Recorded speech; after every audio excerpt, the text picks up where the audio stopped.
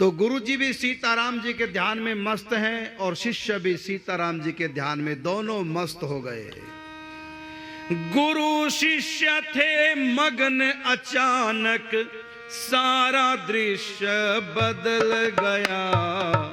डूबती नैया देख ध्यान में, सदगुरु का मन मचल गया।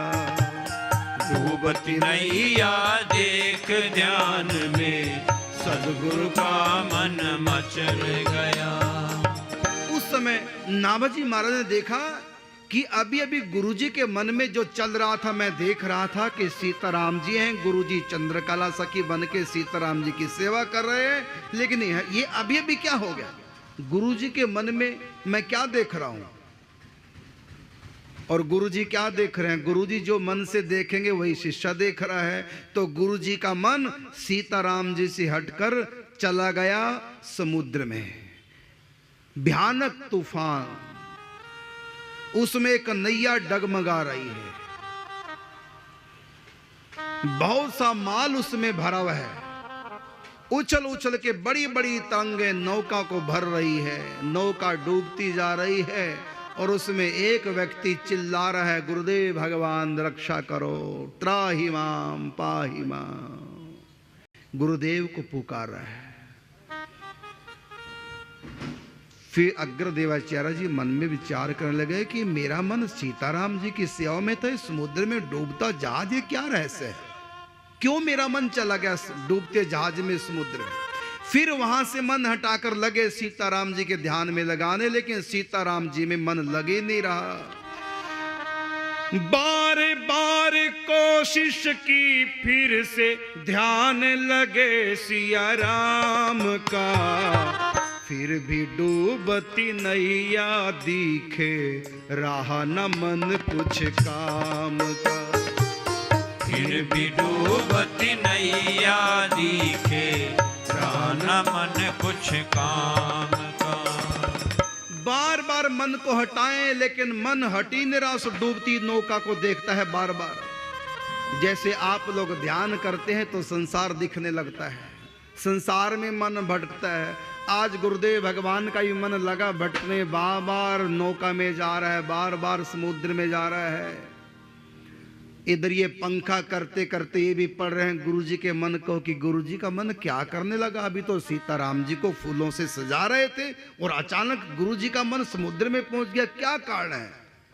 तो शिष्य के पास दिव्य शक्ति थी, भक्ति की, श्रद्धा की, उसके बल से उसने देखा, अरे समझ गया, ये तो हमारे गुरु भाई हैं, समुद्र के रास्ते व्यापार करते हैं, नौका सचमुच में डूबने लग रही है तो गुरुदेव भगवान को पुकार रहे हैं। श्रद्धा के तार गुरु के चरणों में जुड़े हैं। यहां शिष्य की तारें गुरुदेव भगवान से श्रद्धा की तारें जुड़ी थी। और देखो इधर शिष्य ने पुकारा अपने सदगुरुदेव भगवान श्री अग्रदेवाचार्य जी महाराज को, तो उनके चित्त में वो झांकी होने लगी। मन बार बार हटाएं तो शिष्य श्री नाभाजी महाराज समझ गए कि गुरु जी के भजन में इस समय वो नित्य नियम कर रहे हैं, विघ्न पड़ रहा है। गुरु जी इस समय संकल्प नहीं कर पा रहे हैं कि उसका जहाज निकल जाए, क्योंकि गुरु जी इस समय सीताराम जी की सेवा का समय वो अपनी अष्टयाम सेवा में लगे हैं। अब मुझको गुरुदेव भगवान की सेवा करनी है, मैं जहाज को पार कर देता हूं। तो उसी समय नाभाजी महाराज ने देखा कि ये जहाज जब तक किनारे नहीं लगेगा, जब तक ये निकलेगा नहीं, पार नहीं जाएगा, तब तक गुरुदेव भगवान अपनी उपासना साधना पूर्ण नहीं कर पाएंगे। और शिष्य का ये धर्म है, गुरुदेव भगवान की सबसे बड़ी सेवा यही है, उनकी भक्ति में किसी प्रकार का कोई विघ्न बाधा ना हो। हम कोई ऐसी बात ना कर दें जो गुरुजी सीताराम जी का चिंतन छोड़ करके और हमारी समस्याओं में उलझ जाए।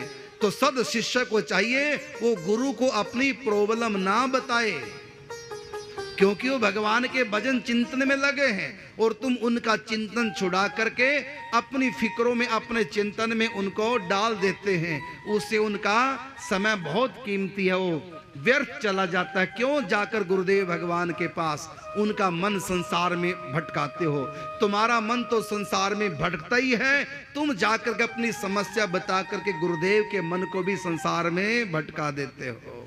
ये सच्चे शिष्य की सेवक की पहचान नहीं है। गुरु के अनुकूल बनना चाहिए, उनकी भक्ति में किसी प्रकार का कोई विघ्न ना हो। इसलिए यहां भी संसार में कोई भक्त हो, भक्ति कर रहा है, चाहे उससे कोई गलती भी हो जाए तब भी उसकी चर्चा मत करो। क्यों?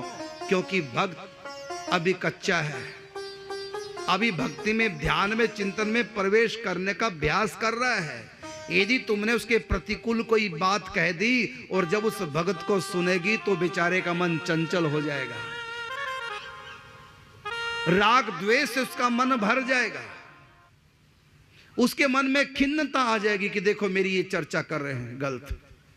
तो उसका मन जो चिंतन में प्रवेश करने जा रहा था, उसके मन में फिर चिंतन की जगह चिंता आ जाएगी। और ये अपराध किसको पड़ेगा? जिसने उसकी चर्चा की थी।